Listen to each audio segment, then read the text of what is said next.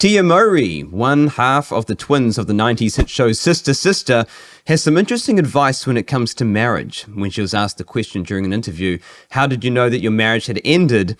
This is what she had to say.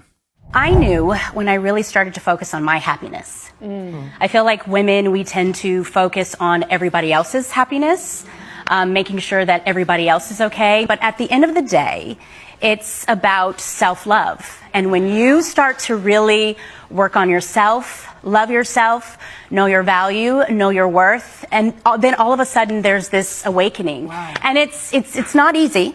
It's a hard journey. But at the end of the day, I feel like it is so worth it. Right. Now, I don't think this is particularly good advice, but before I go into the details of that advice, I should say that this, of course, is not a critique of Tia Mowry's marriage. I don't know what her marriage was like, and in fact, I don't know who she was even married to, but it's always sad when a marriage ends. And so, firstly, I want to say that I feel for her. Right? Divorce is a heartbreaking process, and I'm sure that everything that she went through would have been an awful experience. Now, I know that some people watching might think, well, no, it's not always sad when a marriage ends. I mean, sometimes a marriage can be so crappy and vile that when it ends is actually something worth celebrating. And I understand the sentiment behind that, but I don't agree with it. Why? Because whenever someone enters in a marriage, they don't enter in with the intention of getting a divorce. Unless, of course, you're marrying an 85-year-old billionaire for money, which I think in that case you probably don't need to divorce. I mean, you just let nature take its course. But of course, you'd have to be a special breed of narcissistic psychopath to be that kind of person. So you don't want to be that kind of person. But again, no one enters into marriage with the intention of ending it with a divorce. So even if extreme selfishness or abuse or manipulation takes place and maybe divorce ends up being the best outcome in that situation, it's still not something that's worth celebrating. It's awful because, well, if you're a half-decent person, when you entered into that marriage, you would have had the intention of keeping that marriage. You wouldn't have wanted to end it in a divorce at that moment. And so when a divorce happens, it's really awful. It's sad. So let's get to Tia Mowry's advice. So her overall answer as to when she knew her marriage was over was when she started to focus on her happiness and focus on her self-love, which Candace Owens so aptly pointed out that self-love really is just a euphemism for selfishness. It's really just pride and self-absorption cloaked under the guise of compassion and empathy for oneself. That's what self-love is. Now, of course, it's one thing to look after yourself and to be kind to yourself. I mean, that's a good thing to do. But it's another thing to make a conscious decision to place your needs and desires before the needs of everybody around you, and to expect that you're being a hero in doing that. You're not. You're not being a hero. You're being selfish, and it's false humility. That's what it is.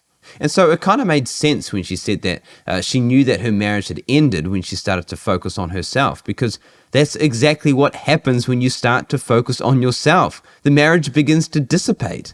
When we read about marriage in the Bible, and I mean, you don't have to be a Christian to understand this, I think most people get it. We read about and recognize that marriage is the institution where two people become one flesh, right? I mean, we talk about it all the time. But if you try to retain this attitude of selfish independence, what you're doing is you're really just separating that one flesh back into two parts. And so you've got two individual people living two independent lives. I mean, that's not a marriage. And if you do that consistently, then your marriage is just going to fall apart. There's no wonder that'll happen. And something else to think about as well, which I find quite interesting, is that the message that she preaches is actually the opposite to what she and many other people with her actually want in life. And so she wants to be happy and she wants to be fulfilled, right? Well, Tia, I can promise you that living a life of self-focus and self-indulgence and serving your own needs and chasing your own happiness won't do that for you. It's like the more focused you are on yourself, the more miserable you become. It's like a standard law of nature. And so if you want to be happy and you want to be fulfilled in life, the best thing you can do is to devote your life in self-sacrifice and serving the needs of others, which I'm not saying that she's not doing that. I mean, she even says in her video that she spends her whole life and her whole marriage just making sure that everybody else is happy, right? But then the question would be, well, what's the intention?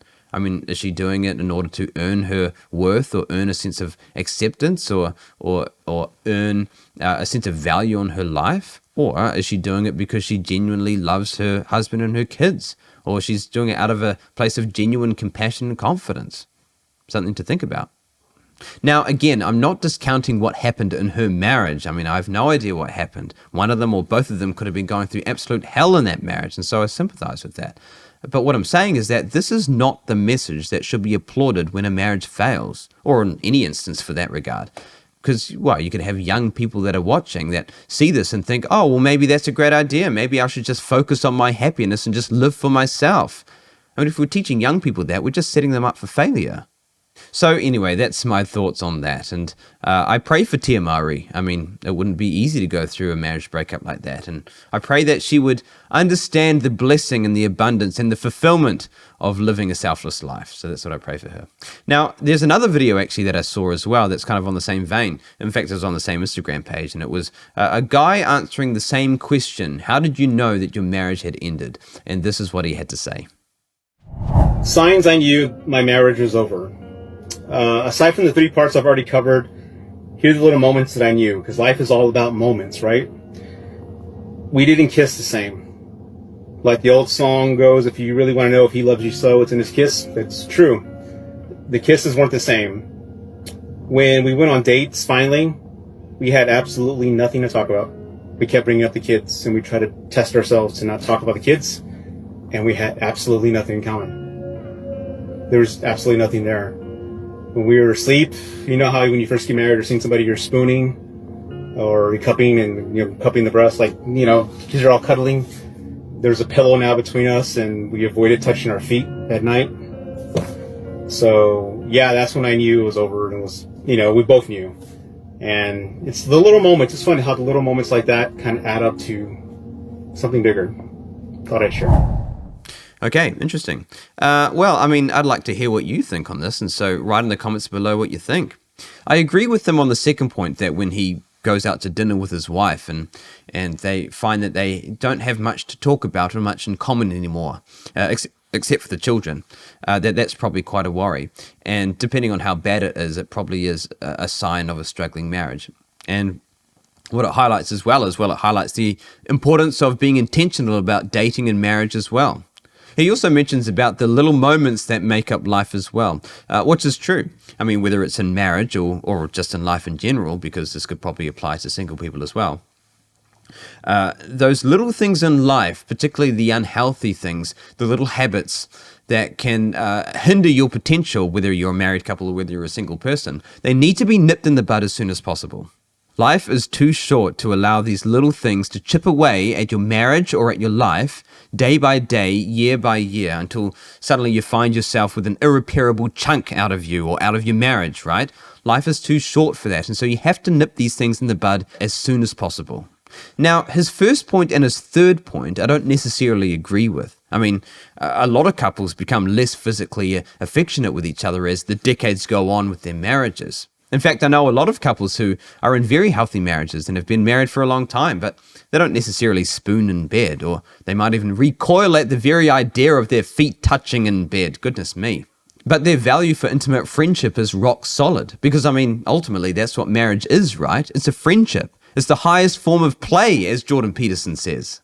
So if that spirit of play is missing in your marriage, then perhaps it's because you haven't cultivated that friendship in your marriage. And if you haven't cultivated that friendship, or maybe you married someone in whom you don't share the same interests from a friendship perspective, then unfortunately you're going to really struggle in your marriage. So all that to say is that if you've cultivated a healthy relationship with your spouse, then it's not uncommon for the two of you to become less physically affectionate with each other as time goes on. I mean, of course, I encourage you to be as physically affectionate with each other as possible. You want to encourage that, but it's not. If you're not as physically affectionate with each other as you were the day that you met, it's not necessarily a sign that your marriage is over. As long as you're cultivating that friendship, encouraging that spirit of play, and living selflessly for the other person, at the end of the day, that's what marriage is all about. Well, there we have it, folks. Just some thoughts on the end of a marriage. Well, how do we get here? But look, if you enjoyed that content, give it a thumbs up and a like, and subscribe for more content.